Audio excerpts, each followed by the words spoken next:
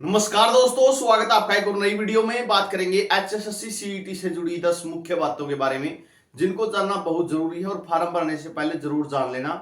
साथ में आपको सीईटी की हर इंफॉर्मेशन हो जाएगी, आपको आगे दिक्कत नहीं आएगी।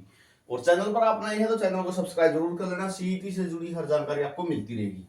सबसे पहले तो भाई जो पोर्टल है वो आज खुल रहा है, ठीक है। सिलेबस को 2 भागों में बांटा गया है। 75% जो अंक रहेंगे वो रहेंगे जागरूकता, रीजनिंग, क्वांटिटी योग्यता, अंग्रेजी, हिंदी से जुड़े हुए। और हरियाणा का भूगोल, इतिहास, ठीक है, करंट अफेयर जो है, साहित्य है, पर्यावरण, संस्कृति है, उससे संबंधित 25% अंक रहेंगे। सिलेबस 12वीं कक्षा तक का होगा, ठीक है। ये तो है आपके सिलेबस की बात। उसके बाद यह जानना जरूरी है न्यूनतम शैक्षणिक योग्यता +2 पास आपको जो है होना चाहिए या इसके समक्ष। समक्ष का मतलब होता है बहुत सारे कैंडिडेट आईटीआई के साथ 10वीं के बाद आईटीआई कर लेते हैं, तो वो भी +2 के समक्ष आती है, तो इसलिए इसको बोला जाता है समक्ष। आयु सीमा जो है 18 से 42 वर्ष है। आरक्षित वर्ग के लिए प्रदेश सरकार के जो नियम है, यानी 2 साल, 3 साल, 5 साल की जो छूट मिलती है वो भी आपके लिए लागू रहेगी। परीक्षा का पैटर्न होगा जो वो कुल 100 अंकों का होगा, जिसमें 100 प्रश्न ही पूछे जाएंगे। और परीक्षा की अवधि 1 घंटा 45 मिनट होगी। सीईटी में सामान्य श्रेणी के लिए 50% अंक लेना जरूरी है, यानी जर्नल कैटेगरी के लिए 50% अंक लेने जरूरी है। और रिजर्व्ड कैटेगरी है, जो आरक्षित कैटेगरी है, उनके लिए 40%। यानी अब की बार, पिछली बार था सीईटी क्वालिफाई 38 में, अब की बार सीईटी क्वालिफाई कितने में है? 40 में है। अगली जो मुख्य खबरें रहेंगी, one time registration Haryana government इस साइट पे जाके आपको पंजीकरण कराना है। सिलेबस को 2 भागों में बांट रखा, आपको अच्छे से समझ में आ गया होगा। और 1 घंटा 45 मिनट की परीक्षा में 100 प्रश्न पूछे जाने जरूरी है, ठीक है। 2.5 साल का इंतजार खत्म हो चुका है। पहले केवल ग्रुप सी के पदों के लिए परीक्षा होगी, ग्रुप डी के लिए अलग मामला होगा, ठीक है। वो अलग से फॉर्म आपसे भरवाए जाएंगे। ये सिर्फ ग्रुप सी के लिए है। 2022 वालों के लिए जरूरी सूचना ये है कि ओटीआर जरूरी नहीं है, वन टाइम रजिस्ट्रेशन जरूरी नहीं है, उनको पहले वाला ही उठा लिया जाएगा। जो उम्मीदवार नवंबर 2022 में आयोजित सीईटी में शामिल हो चुके हैं, उन्हें अपने पूर्व के सीईटी पंजीकरण नंबर का ही उपयोग करना होगा। नए अभ्यर्थियों का नया पंजीकरण नंबर जारी होगा, तो नयों का तो नया जारी हो जाएगा, पहले वालों का जो रजिस्ट्रेशन नंबर है वही रहेगा, ठीक है। अपडेट होने चाहिए प्रमाण पत्र, ये सबसे जरूरी है। आपके बीसीए, ठीक है, बीसीबी, एससी कैटेगरी, ईडब्ल्यूएस के सर्टिफिकेट जो है नए होने चाहिए, ठीक है।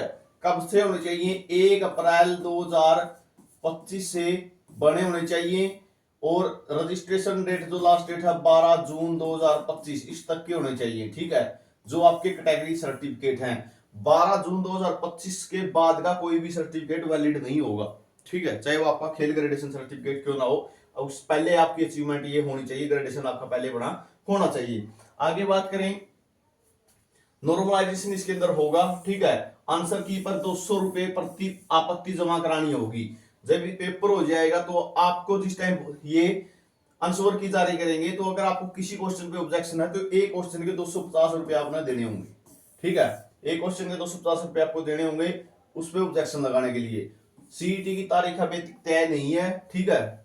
और सर्टिफिकेट आपको देख लो 1 अप्रैल से 12 जून तक के बीच के होने चाहिए, उसका बाद के नहीं चलेंगे भाई, ठीक है। ग्रुप सी पदों का यूं होगी भर्ती प्रक्रिया, 10 गुना न बुलाऊंगे। पिछली बार के था 4 गुना को बुलाया गया था, अब की बार 4 गुना नहीं, कितने बुलाए जाएंगे? 10 गुना को बुलाया जाएगा, ठीक है। 10 गुना को बुला लिया जाएगा फाइनल एग्जाम के लिए, ठीक है। और पिछड़े वर्ग से संबंधित उम्मीदवार ध्यान दें, एक बार फिर बता रहा हूं भाई, सर्टिफिकेट में गलती मत करियो, फिर आप कोर्ट में जाते हो, भर्तियां लटकती हैं, तो इस बात का पहले ही ध्यान रख लियो कि सर्टिफिकेट आपके 1 अप्रैल से लेके 12 जून 2025 तक होने जरूरी हैं।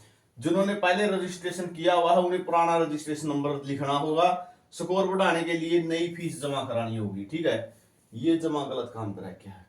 कौन सा? नई फीस वाला। वह पिछली बार दान कराया तो था, ये बार करे जावांगे, बेरोजगारी तो पहले ही है, ठीक है। तो नई फीस वाला जो मामला है ये आपको करानी होगी भाई, ठीक है, स्कोर बढ़ाना है तो। और जिन्होंने पहला रजिस्ट्रेशन करा रखे अपना रजिस्ट्रेशन नंबर वाला पेज टोइलो बड़ा ही दिया है, ठीक है, और उसका माध्यम तथा हमने रजिस्ट्रेशन कराना है, ठीक है। जिसने पहली बार कराना है उसने कोई जरूरत नहीं, अपने कागज तैयार कर लो। अब अंतिम बार फिर कह रहा हूं, कागजात का विशेष ध्यान रखियो। गलत सर्टिफिकेट अपलोड कर दिया तो फिर मुसीबत खड़ी हो जाएगी, ठीक है। और फार्म भरवाओ तो एक्सपर्ट तब भराइयो, छोटी सी क्लिप के माध्यम से भी आपको बताया था, फार्म भरवाओ तो एक्सपर्ट से भरवाइयो। आपका गलत फार्म भरना आपके भविष्य के साथ खिलवाड़ कर देगा। आप हो सकता है लगातार 6-7 महीने से साल भर से मेहनत कर रहे हो पढ़ाई के विषय में, ठीक है, अच्छी तैयारी हो आपकी, स्कोर भी अच्छा कर जाओ, लेकिन आपका गलत सर्टिफिकेट अपलोड होना है फार्म वाले भरने वाले की गलती के कारण, ये आपको जो है समस्या खड़ी हो सकती है। अगर आप जो है इस बात पे ध्यान नहीं दोगे तो फार्म जो है एक्सपर्ट से ही भरवाना है, ठीक है।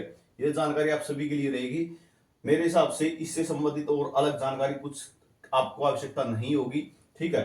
कितने गुणा बुलाएंगे, क्या सिलेबस है, सारी जानकारी मिल गई होंगी। और अपना फार्मा की कर दो प्रोसेस शुरू। बहुत हरियाणा में एक बहुत बड़ी कमी है, क्या कमी है वो, फार्म में जाके जमा लास्ट दिन भरेंगे, 12-15 दिन का काम टाइम दे रखा है, 15 दिन में आपने पता है साइट पूरी जो है ठप चलेगी। तो अपना अभी शुरू कर दो, ये जानकारी रहेगी और हर अपडेट मिलती रहेगी। चैनल को सब्सक्राइब जरूर कर लेना।